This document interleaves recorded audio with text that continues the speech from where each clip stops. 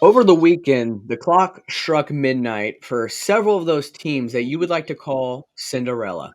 And we saw several teams that actually triumphed on their wins that continue to look better in this postseason. But in the end, there can only be one victor. And when the uh, clock hits zeros, who's that going to be? Well, we're going to discuss that on today's show. I'm your host, Matthew Raridan, and this is Total Sports Talk Beyond the Lights.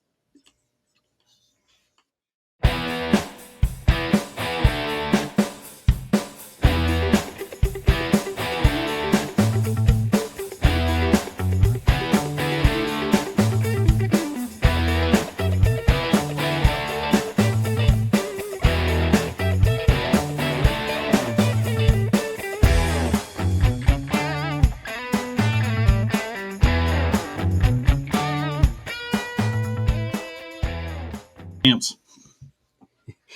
Well, the show must go on, and fortunately for these teams that had such a Cinderella type season going into this postseason, it ended up ending for them where they met their match when it came to the postseason. But there were some that kind of caught us by surprise, but some that didn't. And I kind of want to dive into this first game because, guys, I was pretty much completely wrong on this game. And that is the Baltimore Ravens and the Houston Texans. I really expected the Houston Texans to be very competitive in this game. If you guys remember, I had this game 35-32, but with Baltimore as the victor. Yes, I was right on the victor part, and I was close to being right as far as Baltimore's score. They did score 34 points, but where I was way wrong with was with Houston. I thought for sure they were going to be putting up points. I thought CJ Stroud was going to have another phenomenal game, but nope, he met his maker by only being able to put up 10 points, and he didn't have anything to do with those 10 points in reality. No touchdowns for CJ Stroud. The lone touchdown for the Houston Texans was a punt return. So, as you can see, Baltimore Ravens, their defense, it's legit, guys. Although there was nothing there that was very flashy, I'll say, because strangely enough, they didn't even touch CJ Stroud. He wasn't even sacked all game. But sometimes that doesn't matter. You don't have to throw an interception or get sacked to lose the game. You could have a defense that's just dominating on every play from first down to third down and even on a fourth down occasionally. And that's what the Baltimore Ravens did on defense. And guys, this was probably the most Baltimore Ravens game that there is. It was typical Baltimore Ravens football where their defense was phenomenal, but then you saw Lamar Jackson get his groove, but not necessarily his groove as a passer, but as a rusher. Um, if I was a betting man, like how I predicted here, yes, I did choose Baltimore's money line. I would have won money there, but the spread, I did not anticipate Baltimore to cover that. For me, I thought for sure Houston was going to cover it, but in the end, they did not. They only put up 10 points, and if you remember, we were looking at a 9.5 point spread right there. So in the end, 34-10 was a very dominant victory for the number one seed Baltimore Ravens. But guys, I want to talk about Houston here first. CJ Stroud was completely shut down, but I don't think we should lose hope or faith on this team. I think this team has a very bright future, especially with D'Amico Ryans as their coach, but with CJ Stroud as their quarterback. He's a franchise quarterback, and we were able to see that just as a rookie. Sometimes it is very hard to tell when you see a rookie in the NFL how they're going to fare, how they're going to play. But we saw that with CJ Stroud. He's a baller, and he's going to be a name to look out for in the NFL for a while. But this Houston team, though, I don't think this was a one hit wonder. I think this is going to be something that's going to last a while, and they're going to be playing in a really great division that I think is going to last a while. There's a lot of youth that's going to be playing within this AFC South division. But as far as Houston, I think these guys are here to stay, and especially CJ Stroud. I think he's the guy that you are going to want to build everything you can around him, and you want him to have say in how he wants things to be built around him, what players he wants at receivers, tight ends, or even the guys that are blocking for him. I think he's that guy that you need to have in that room that helps you make those decisions, because ultimately he is going to be your investment, is him, and he's going to be, in my opinion, I think a generational talent that we are seeing already within quarterbacks that are in this very postseason. But Baltimore, they did look a little rusty in the first half, kind of similar to how this first game was when they played in week one. But I was really expecting the opposite. I know that Baltimore had a bye, but I thought this Houston team, who finished really strong against Cleveland, was going to carry that over into this game, and Baltimore was going to be forced to have to compete with that, or they would lose. And I just, it's not how I predicted. I mean, there's probably a reason why I'm not a famous Vegas gambler or anything like that, because, well, I got my prediction there completely wrong. But eh, Baltimore can't do this next week. We're going to talk about who they're playing next week, and I'm sure you guys already know, if you're watching this show, who they're going to be playing, and they're going to be playing someone who has already established himself as one of the all-time greats at quarterback. So to play against someone like that, you cannot get off on the wrong foot. You have to be sharp. You have to be precise. And Baltimore was not that at first, but they did end up really getting into their groove, and you got to see Lamar Jackson be Lamar Jackson. 100 yards on the ground. He was an established runner this game. And as far as passing wise goes, he's no Drew Brees, but he was very effective, and when it counts, and they had 4 touchdowns, and whose name was involved in all 4 touchdowns? That's Lamar Jackson. Played a very clean football game, and he ran when it was necessary. And I think that this was probably the typical complete Baltimore Ravens game that we saw. The only bad thing I'd have to say is just their slow start, because next week you can't afford to have a slow start against that team. But how did you guys feel when it came to this game? I know, Ed, you saw things a little differently here, so I'm gonna ask you first. Well, I certainly missed on the money line for this one. I did have the Texans just riding the lightning. I, they were hotter than a $2 firecracker. Going into this game, and they just just fizzled out in the cold. They got out of that warm, comfy dome stadium in Houston, and they just kind of left everything offensively down there.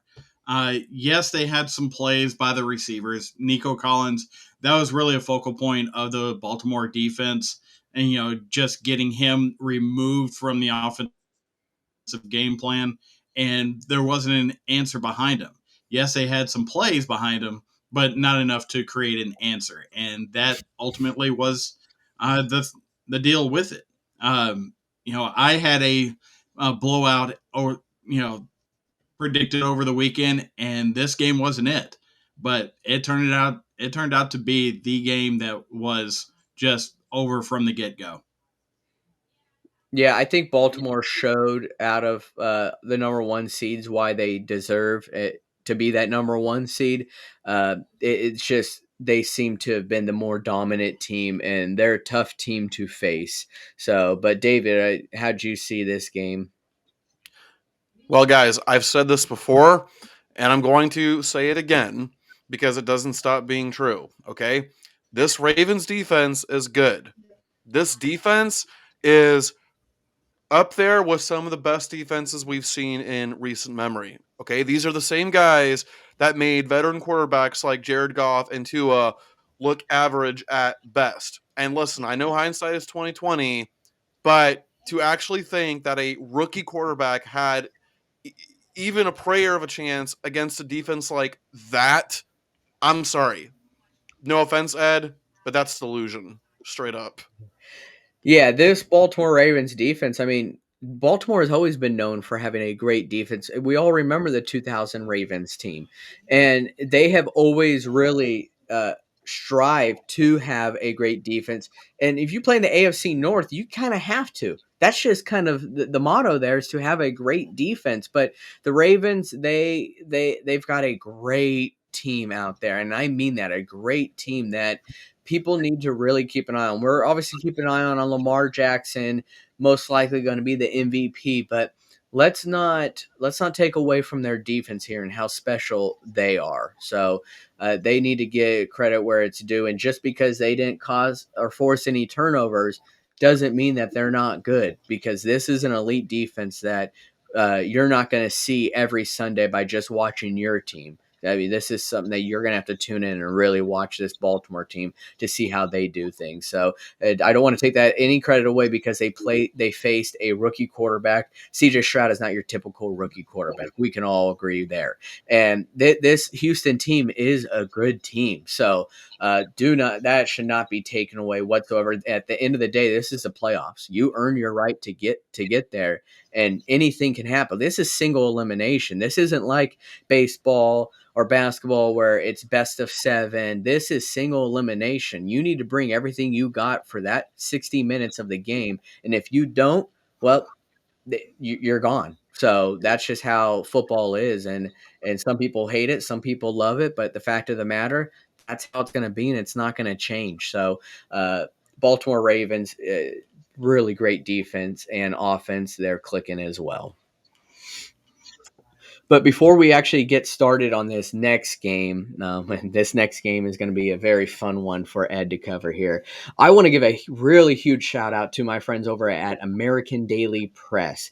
ADP is a budding news organization that is seeking to bring the truth and legitimacy back to the world of journalism. Their mission is to empower readers with accurate, well-researched information to foster a deeper understanding of our world, breaking through the propaganda and arming the people with truth.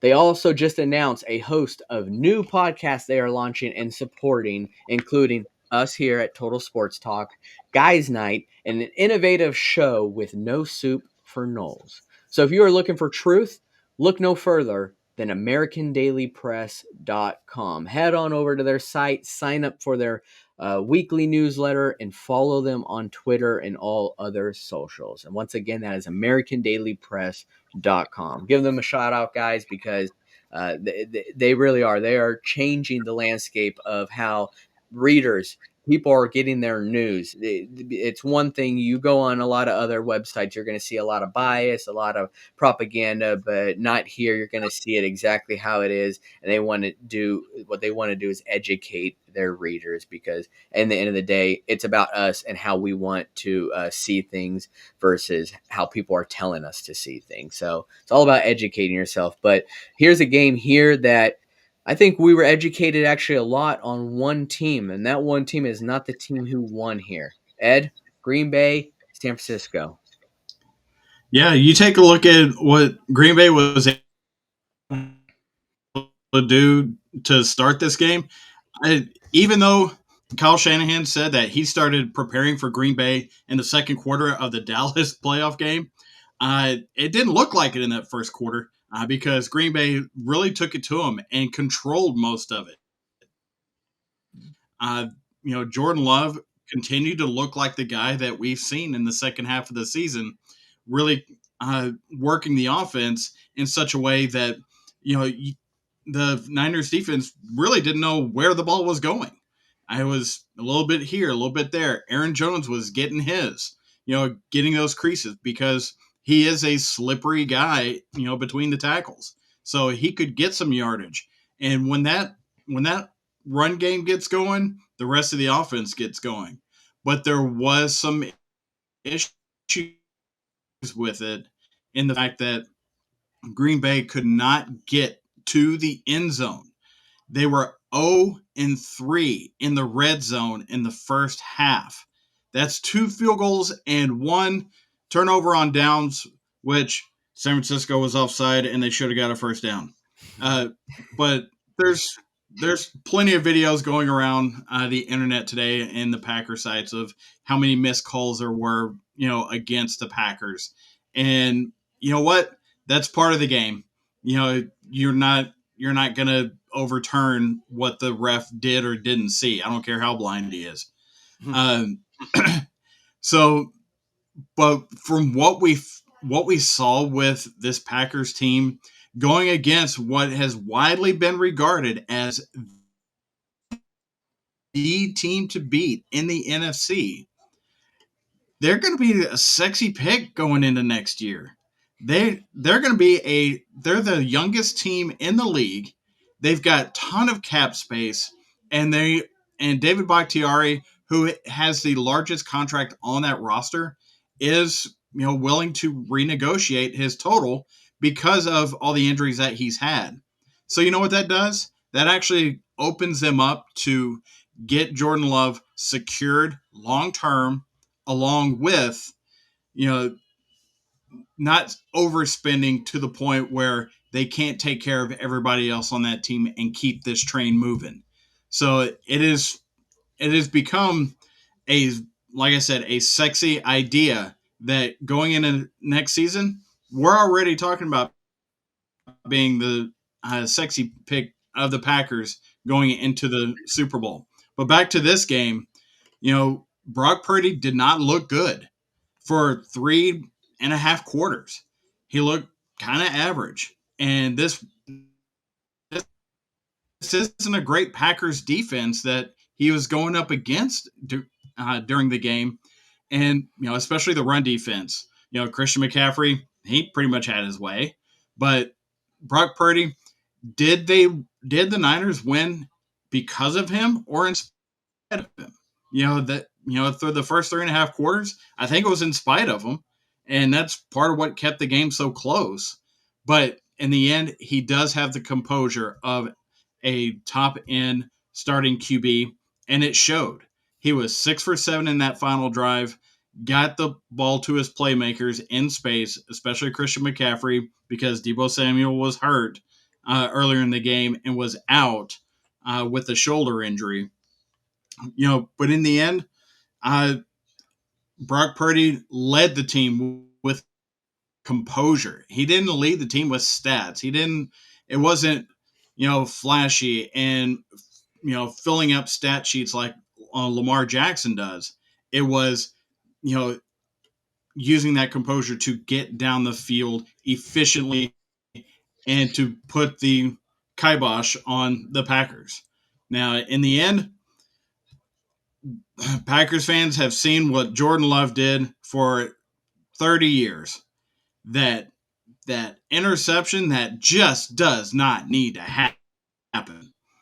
You know, we're actually calling the throw that Jordan Love threw that pretty much ended the game. He pulled a Brett Favre. It's simple as that. That's because we had seen that so many times, so many years. Brett Favre just throwing an interception that didn't need to be thrown, and ends the season for us. I think back to that New York Giants Packers NFC Championship game in the -20-degree weather, where Favre basically threw the interception that gave the Giants a shot to go to the Super Bowl. I mean, it was just one of those types of things. But overall, uh, I did not see the Packers keeping this close because I have been saying all year long San Francisco is the team to beat in the NFC, and it's going to take something special for anybody to stick close to them. Well, guess what? The Packers showed something close to them, and that was something special. But overall, in the end, I did pick the Niners. So if I had kept the money line, sure, great. But I did have the Niners, getting that point spread of 9.5, 10 points. That just didn't happen. With the final score being 24-21, maybe I overshot that idea. Maybe I didn't have enough belief in my team, but how could I not think that the Niners would take care of business like that? I mean, Matthew, What are you seeing the same things that I saw on that? Absolutely. I saw a Niners team that didn't really look like the Niners team that we had been seeing throughout this year. But the thing is, though, is that we've seen a Niners team go up and down like this. So there were times where they were just so dominant that there was no way anyone could face them and even touch them. But then you start seeing that they are looking more and more human as the weeks go on. And unfortunately, that's not a good thing as you see it continuing in the postseason. But I don't want that to discredit what the Packers did here. That what the Packers did here was actually something special. Just like you said, Ed, they just fell up short. And everything that Jordan Love was doing, especially on that last drive, was correct until that throw. And that's why it was so hard to watch because I'm not a Packers fan. I'm a Steelers fan, but I wanted to see what Jordan Love and these Packers can do against the almighty San Francisco 49ers. And he was doing all the right things until he made that throw. And I was sitting there like, why did you have to throw that? And I'm sure he's asking himself the same thing. He wishes he could hit the rewind button, but you can't. Unfortunately, it did happen. But next year, though, they are going to be a special team. But Brock Purdy, like you said, he's not a guy that's going to fill the stat sheets. He's not going to throw for 400 yards or anything like that. But for a guy who's in his second year, I just don't think I've seen someone with the poise that he has, especially as a second year quarterback. Nothing phases him, honestly, at all. You're looking at a guy who, if you saw his facial expressions and how he carries himself, you'd be like, that guy's an 8-year NFL vet or something like that. You would not guess he's Mr. Irrelevant 2 years into his NFL career. But so I do want to say that about Brock Purdy. It is very impressive to see a second year quarterback in the NFL have the poise that he has. But David, I imagine you kind of saw these same things that we all saw too. Well, let me tell you guys, I was I was the only one of this group to predict the Packers to win, and I was so freaking close. Like I literally clipped the part from our last episode where I talked about the Packers winning despite everything, pointing toward the 49ers favor. I had it clipped, literally turned it into a short, and I was ready to post it. And then Jordan Love's dumbass just had to throw that interception. Like, but let me ask you guys this: is Kyle Shanahan possibly the most overrated head coach in the NFL? We're talking about the guy who was a huge contributing factor to the Falcons blowing a massive lead against the Patriots. We're talking about the same guy who blew a Super Bowl lead against the Chiefs as the head coach of the 49ers. And yes, he's won a lot of games with the 49ers, but the 49ers also have quite clearly the most talented roster in the NFL. Like, I'm not sure there's even a close second. And then until Sunday night, the 49ers in the Shanahan era were, I think it was like 0-31 when entering the fourth quarter down by 5 points. And that game just really felt like a game that they won in spite of Shanahan and not because of him.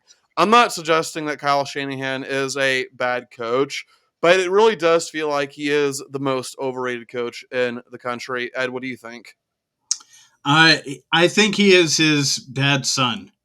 Um, when you're talking about somebody that can put together a game plan that is all about run fits and zone schemes and attacking a defense increases, he's that guy. And like we talked about in the last episode, you know he has he has a tree on his own of head coaches that follow that same formula. So I don't necessarily know where you're getting that from, but I do understand that because he's not an explosive coach, he's more methodical, and that's exactly what his dad was when he was running the Broncos. You know, he is a calming, steady coach. He's not one that's going to be up and down the field like some of his tree branches, like Mike McDaniel. trying to go as fast as they can all up and down the field. But there's a place in the NFL for slow and steady wins the race, and I certainly think Kyle Shanahan fits that bill. Yeah, and there's a lot of hype that comes behind him as well. But you also got to keep in mind too, there was so look at Josh McDaniels. Well, it was kind of easy when you had the GOAT as your quarterback, when you were offensive coordinator. He was the next best thing, and then we all saw what happened in Las Vegas with him. But I think with Shanahan, it is a little different because. Uh, having a guy like Brock Purdy as your quarterback, you would have not known that Mr. Irrelevant. And keep in mind all the injuries he had to face too, when with the quarterbacks that he had and the injuries they faced to get to Brock Purdy. So I will give him that credit. But Ed, you said something that I really want to double up on here, and this is going to go straight into David right here. Is it's going to take something special to beat this 49ers team. Well, how does 30 years of emotions built up in one franchise, what can that do as far as special for a team from Detroit? David, I know this is going to be tough for you, but you're going to have to take this one. Tampa Bay, Detroit Lions. Yeah, I mean, listen, it was a tough loss, but I got to keep things in perspective here, okay? And I talked about this in my last short. We were we were expected to be one of the worst teams in the league post Brady. We were predicted to be last in the division. We were supposed to be a lottery team. None of those things happened. We won the division for the third year in a row. We're probably going to win the division for the fourth year in a row because honest to God, I don't see any other team in the NFC South even coming close to competing with us because every other team in that division has so many problems. And we won a playoff game. So all in all, given the very low expectations that we had, I say that this was a very successful season for the Bucks. We have a lot to take care of in the offseason, and hopefully most of those things get taken care of, but we'll see.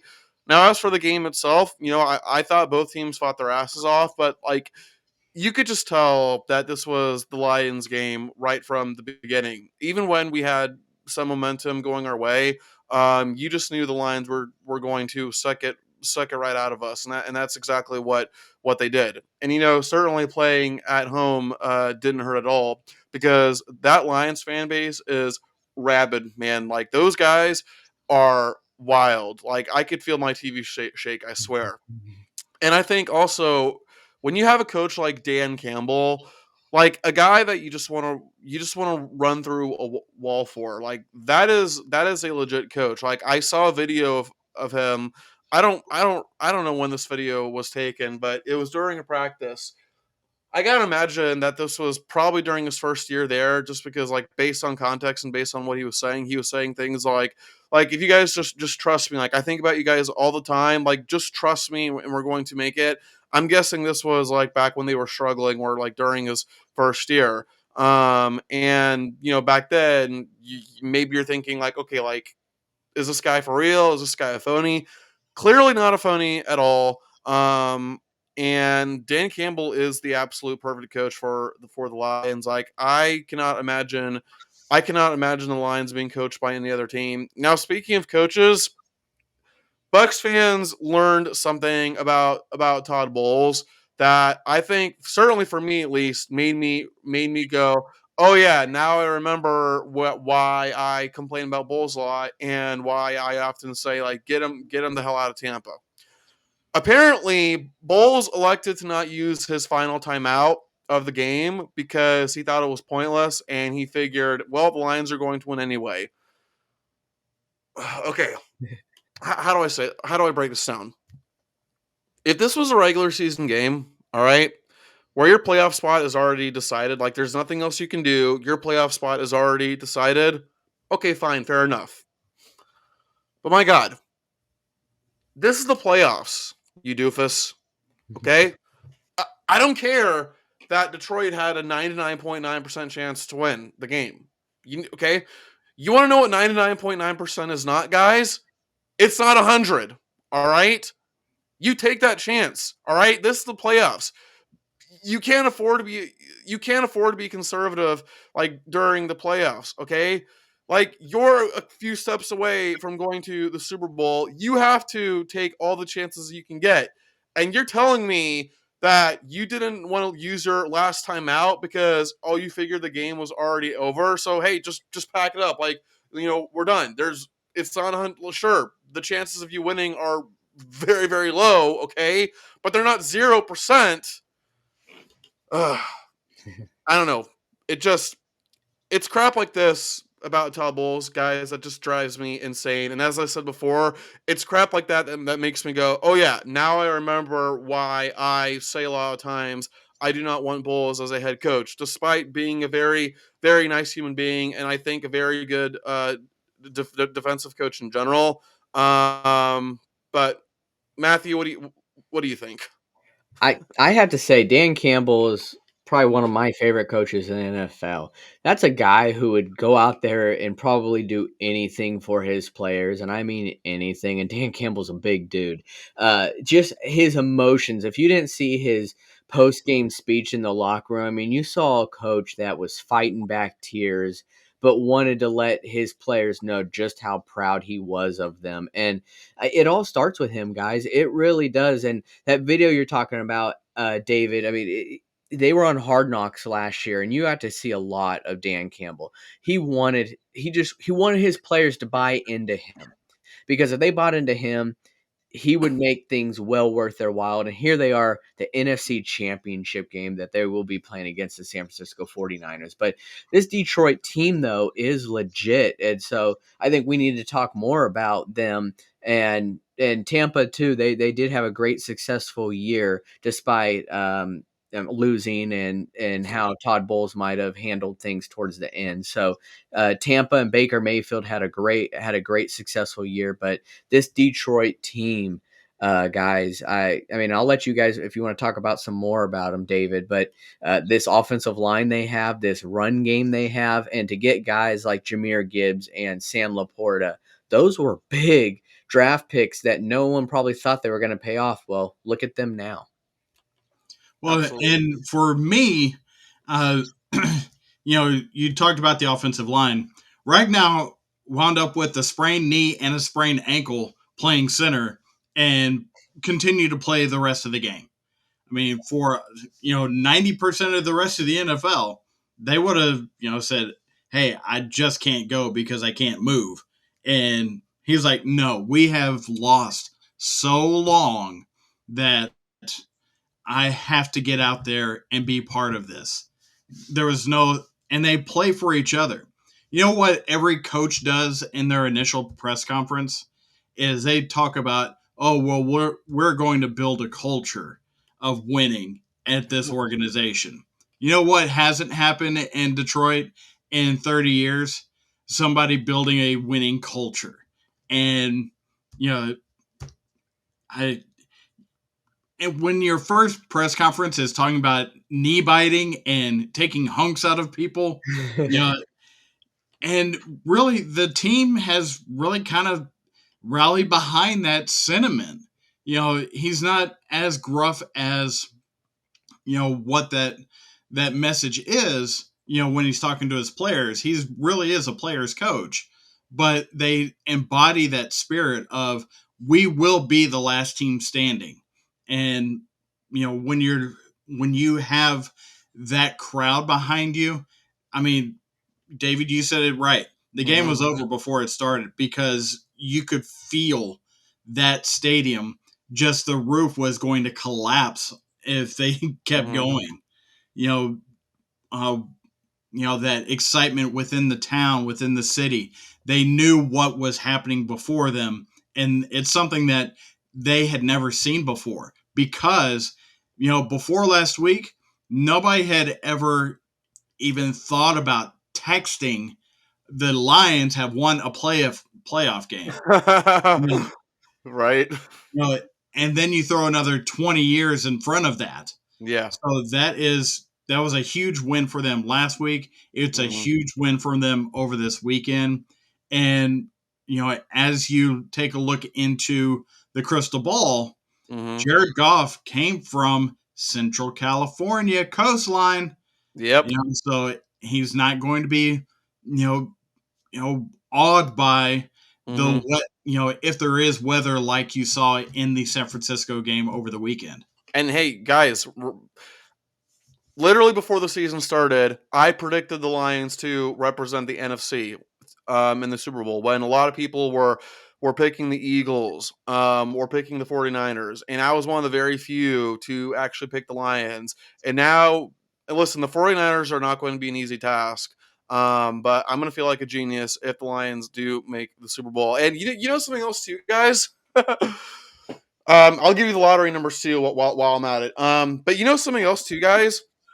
I really truly believe that a large reason why Dan Campbell has been able to work out at Detroit, even despite getting off to a horrible start, is because of his attitude, because of his perspective and the way, and like just the way that he looks at things in general. Like this isn't like this guy is honest. Like this is a what you see is what you get kind of guy. Okay, he's honest. He's transparent. Like from his beginning press conferences, he was saying, or at least implying, that things with Detroit were not going to be easy. They're going to get knocked down several times, like 4, 5, 6, 7 times, but the teams are just gonna have to keep trying and trying and trying because the Lions would never give up under Dan Campbell's watch. And I think it's because of this perspective that he's been able to work out, and why the Lions have shown incredible patience with them. Because as I said before, guys, the Lions got off to a really, really bad start under Dan Campbell, okay? I mean, can you think of any other organization that would show that much patience with a coach that gets off to such a putrid start? Hell, the Carolina Panthers fired Frank Reich during his first season. And I think Frank Reich is a really, really good head coach. I thought he was an excellent head coach for the Indianapolis Colts. But obviously the Panthers uh, got tired of him. They didn't want to show any patience, and so they got rid of him. I think Campbell, and I'm pretty sure he does consider himself very blessed to be with possibly one of the very, very few organizations to show that much patience with him, when a lot of other NFL teams would have fired him just after the first couple of seasons. Yeah, I mean, you're looking at, or Ed, I'll actually let you go first. I was just going to say, the Lions organization, from top down, realized that they were jumping coaches way too quickly, Mhm. even if there was some progress behind the scenes. So they stuck with it. They stuck with the plan, which, in the NFL, we all know means not for long if you're not winning. You know, so they stuck with the plan, and they are now seeing the dividends of their investment into Dan Campbell and what he has brought to Detroit. Yep, we live kind of in a time where it's such a quick trigger league that if you're not doing how we really wanted you to do, well, you're gone and on to the next. But guys, what I'm about to say here, it means no disrespect to the teams we just talked about, but those were the early matinees that we just talked about, those games. Those were the prelims. The game I want to talk about right now is the main event.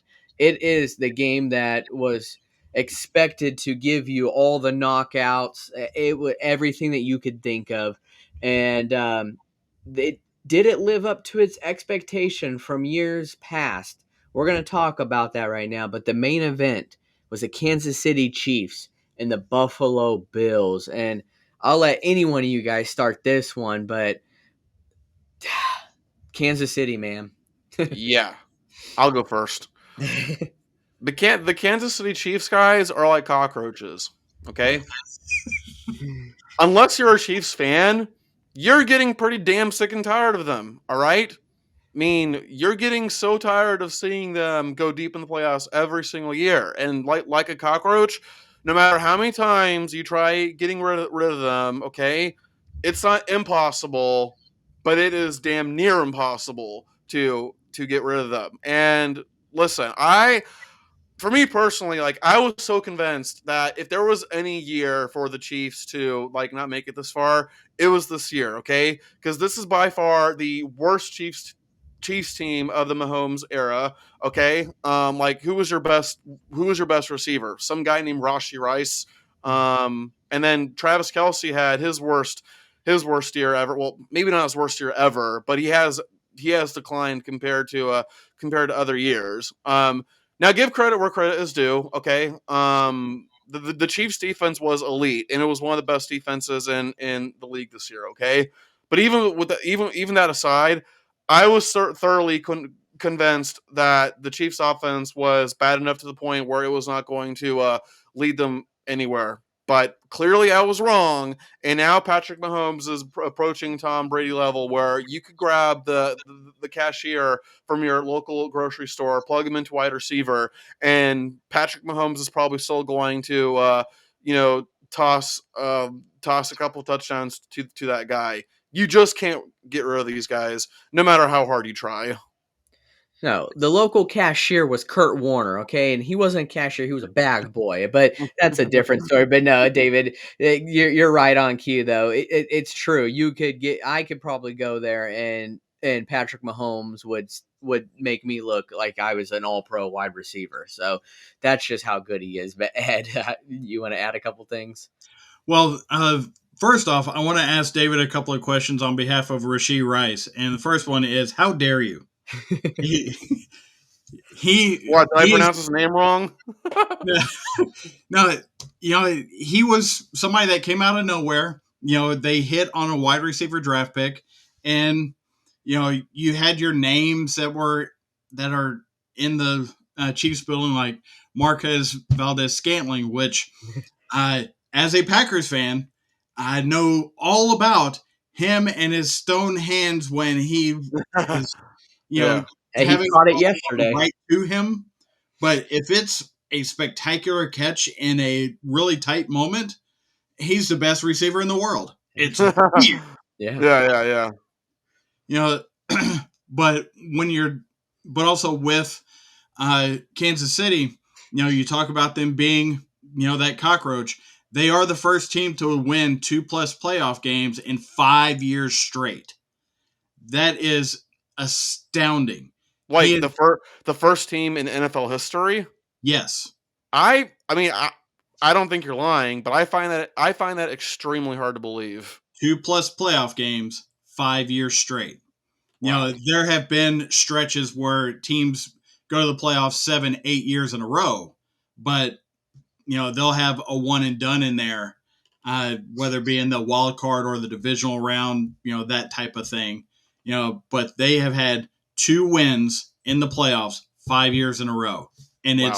it's astounding. You With know, all the with all the great teams we've had, like the Patriots, the Cowboys of the 90s, the Steelers, and these guys are somehow the first to do it. Wow. yes, and that kind of leads into what you were starting to allude to is how great is Patrick Mahomes? I mean, because he and Andy Reid are the glue that makes this thing Mhm. go together. David, are you thinking that he's getting in that realm of passing Tom Brady, by the end of his career? Uh I mean, I think he's on the path to do it, but for me it seems too early to already declare that. But I will say that if he does ultimately surpass Tom Brady as the GOAT, I don't think anybody would be surprised. And then let me just say something about Andy Reid real quick. And I made a comment on a previous episode before. Listen, there are some coaches out there who they work so well with certain quarterbacks. Belichick works great with Brady. With Sean Payton, his perfect match was Drew Brees, and now Andy Reid has finally found his perfect match in Patrick Mahomes. So How dare you put disrespect on Donovan McNabb's name like that? Come on. Right? did Donovan McNabb win a Super Bowl? No, case closed. Was Mahomes in a Campbell's Chunky commercial? Didn't think so. Okay, Donovan Oh, if McNabb. I have to see him grab Mahomes' nuggies one more time, Yeah, Hey, explain it again with those nuggies. yeah, and that's the thing. See, it is so easy to kind of hate these guys because one, they are so damn good. 2, they are in every single commercial you could think of. And 3, the most important, Taylor Swift. And It's like, 4, Patrick Mahomes is the biggest crybaby in the NFL. oh, My don't forget God. about Jackson Mahomes too, but, I Yeah, think he's yeah. in Yeah. jail somewhere, but, they are so easy to hate because of all those things, but in the end, Patrick Mahomes, in my opinion, right now, is neck and neck when you look at his career. I mean, not saying right now he's greatest of all time status. I'm saying he's neck and neck with how we saw Tom Brady's career and how Mahomes is right now, how he is in the playoffs, how dominant he is. You can't bet against this Chiefs team, just like you could not bet against that Patriots team. The second they were in that playoffs, you knew damn well they were going to the Super Bowl. And now this is their sixth straight conference championship game. Yeah, well, Yeah. it's all 2 Super Bowls, 2 MVPs, and in just his 6th year of starting. I mean, it's remarkable what he's doing. Now, we can kind of speculate where he is later on in his career, but from what you're seeing with your eyeballs right now, is Patrick Mahomes in the top 5 quarterbacks of all time? um he's not ahead of Brady. I think we can all agree with Oh that. yeah. Even though For what you're seeing how he plays. I'd say he's probably right at about 5. Because Okay. I think Brady's there.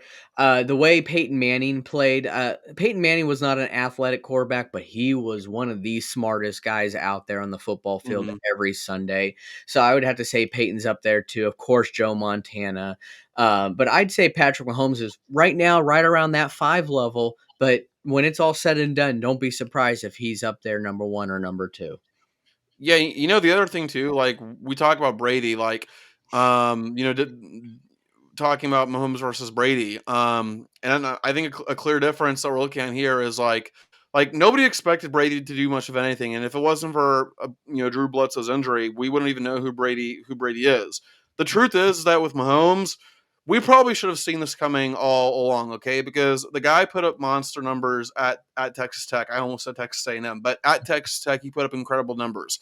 Now, and even so, he was, I thought, fairly underrated, including by me. I mean, I'll own up to this, but initially I thought that Mahomes was a horrible pick for, for the Chiefs.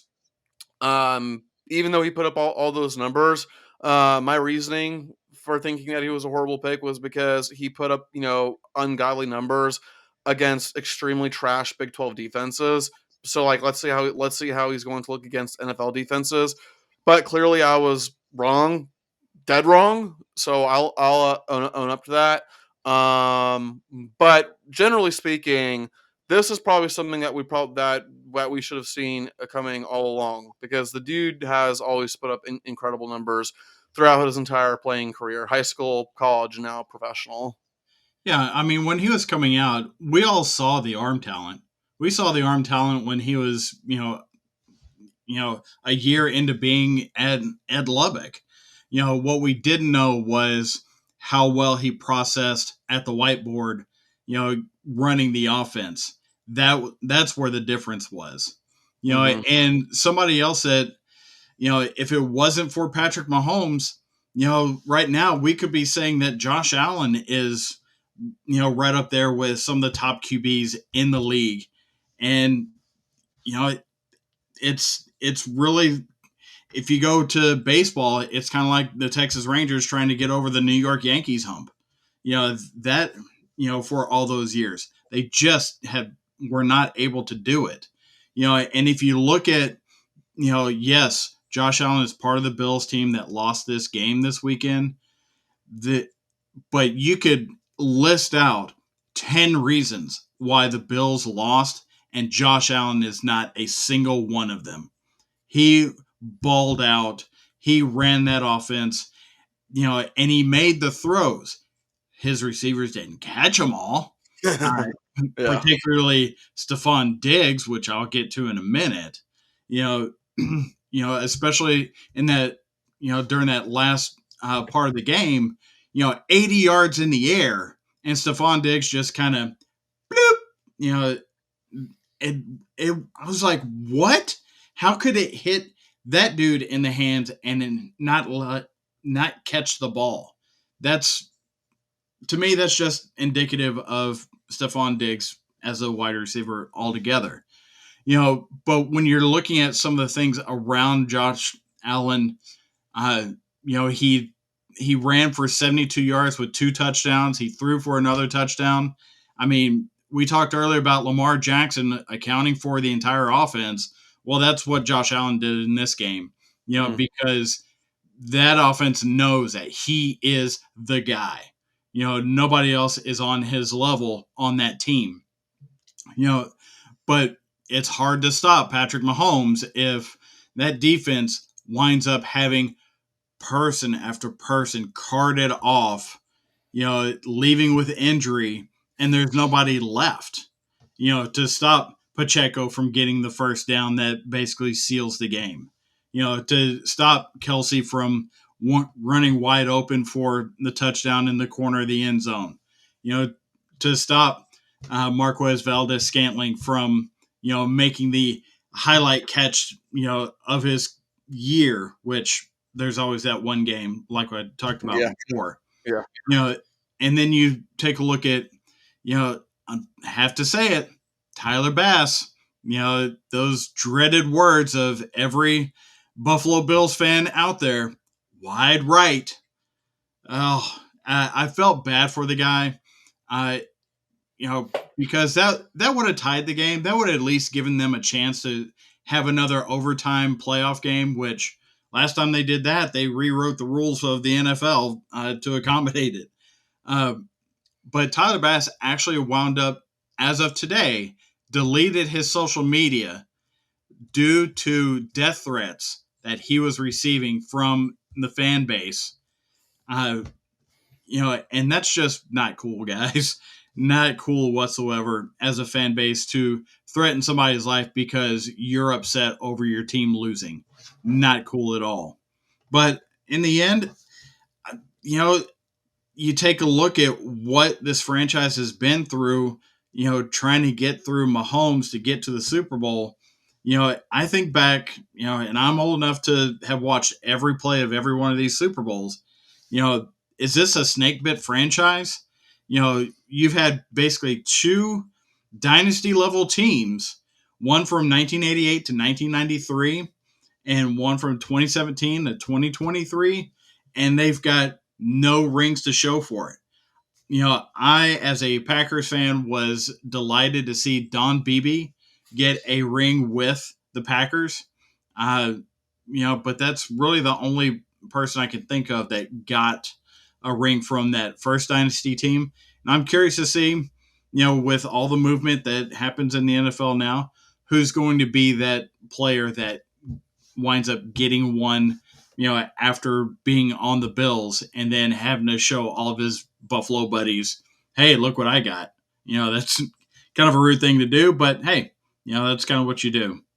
You You know, know, yeah, Ed. Well, first of all, guys, as I'm sure you noticed, Matthew's computer decided to just stop working, and he texted us saying that he won't be able to make it, which is unfortunate, but the show must go on. So that's what we're gonna do. We're going to march on. You know something, Ed? This this kind of reminds me. Like I remember during my younger days, the rivalry between the Patriots and the Colts, really the rivalry between mhm, Tom Brady and Peyton Manning, when it mhm, just seemed like Tom Brady just always got the best of Peyton Manning, with Peyton Manning getting the best of Tom Brady on occasion. And so far, we are seeing that with the rivalry between the Chiefs and the Bills, and really the rivalry between between Mahomes and Josh Allen, because so far, no question about it, Mahomes has had Josh Allen's number.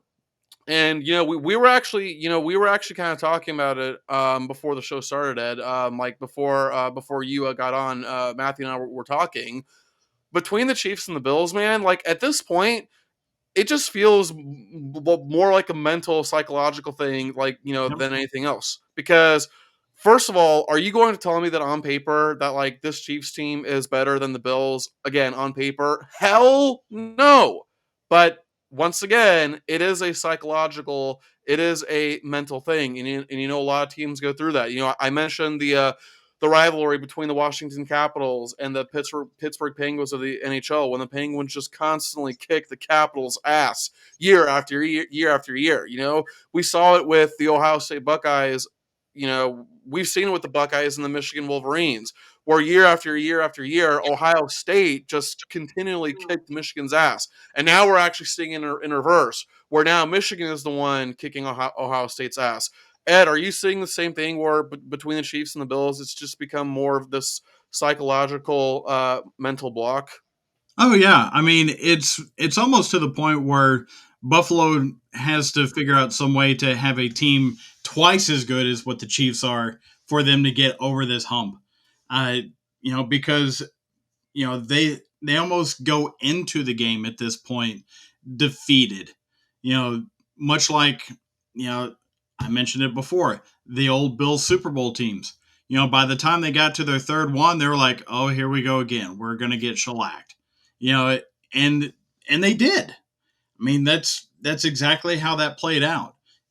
I've seen the same thing, with the Texas Longhorns and Oklahoma Sooners. You know, in that Red River rivalry. You know, a little while, Oklahoma's got the best of the rivalry. The Texas has the best of the rivalry. You know, and the other team just can't seem to get over that hump, and that's where Buffalo is right now. So it makes you wonder what they're going to do in this offseason, because yes, they've got Stephon Diggs signed to a mega deal, but is he really worth keeping around for all the drama that he's causing when he doesn't get his way? I mean, yes, wide receivers are divas, but my goodness, you've seen him just fire out, at Josh, for not throwing to him when he's double covered or bracket Mm-hmm. covered, or half the team on that side of the field. I mean, it's ridiculous that a wide receiver thinks that he is so much more important that he should get the ball over somebody who's wide open that can gain yards and get them down the field. But the other thing that the Bills have to think of over this offseason is, have they really reached their level with Sean McDermott? I mean, after this much time, what's the definition of an insanity? The Mm-hmm. Cowboys can tell you, because they do it every year. They continuously do the same thing over and over and over again and get no further in the playoffs than what they do. So will Terry Pagula, take his franchise and go, we've got to do something to shake this up, and it's not going to be getting rid of Josh Allen. I guarantee you that. Oh, So, absolutely not. so is that a conversation to be had? You Yeah. know, there's so many interviews for head coaching positions going on right now, and in some of those instances, there are second interviews being had right now. Mm-hmm. Even Mike Vrabel, interviewed with the Chargers. I think it was yesterday. Yeah. It might have been today. And then you've got, your Harbaughs, you got your Belichick's, you've got your Callahan Yeah. from Cincinnati. Yeah. You got Slowick from the Texans. You know, there are, and Dan Quinn, we talked about a bunch on this show. I mean, there's a lot out there for head coaches. Do the Bills take a look and go, maybe we need to infuse some new life into this whole thing, Mm. because we're just not getting any further than what we were before? Yeah, and like when it comes to the Bills, Ed, maybe this is a team that just does not know how to handle high pressure and does not know how to handle expectations, and like maybe for them, maybe it's going to take, you know, maybe what it's going to take for them is for them to not have that weight on their shoulders. I mean, I've talked before about when did the Washington Capitals finally win a Stanley Cup? The one year where nobody expected them to do anything was, of course, the one year they finally won it all. And maybe the same thing has to apply for the Bills. Like maybe the year that they finally stopped being a Super Bowl favorite, when they finally stopped being among the Super Bowl favorites and people don't expect them to do much of anything, maybe that is the year that they finally, win the whole thing. Yeah, and I can't believe I this example escaped my mind, but the mid '90s Packers, they they were getting shellacked by the Cowboys, year after year after year, and they were always having to play in Texas Stadium, year after year after year. So what happens in '96? The Packers wind up not having to face the Cowboys in the playoffs, and they go win the Super Bowl. It's it's just how it works sometimes. Yeah. But I think the Bills have to find a way to not have to play the Chiefs to make it to the Super Bowl for them to make it to the Super Bowl. It's Well, just simple as that. Well, I I don't think you're wrong, Ed. But folks, that's about all the time we have. Unfortunate that Matt's computer gave out, but the show must go on. Thank you so much, guys, for tuning in. And aside from our show, be sure to check out other shows as well with ADP, including Guys Night Unfiltered, which will be debuting soon, and Quirks of Creation, and check out all the incredible content on the ADP website. But as for us guys, we are rounding third and headed for home.